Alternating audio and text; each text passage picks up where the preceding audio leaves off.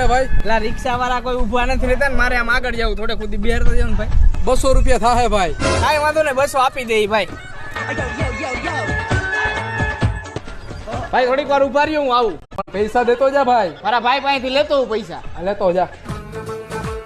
બોલો ને ભાઈ. પેલા 2 ચોકલેટ ના પેકેટ આપી દો ને, ડેરી મિલ્ક ના.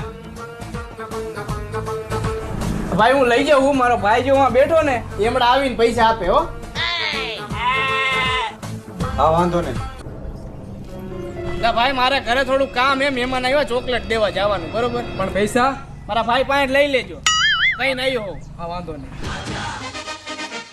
ભાઈ મારા પૈસા. ભાઈ તમારા ત્યાં 800 રૂપિયા. 800 રૂપિયા ને 200 રૂપિયા. તમે કોણ? હું એક્ટિવા વાળો. તો હું દુકાન વાળો. તો એ કોણ હતું? ઈ તમને બેને ચૂનો લગાવવા વાળો. આવા માણસો રહી અહીંયા.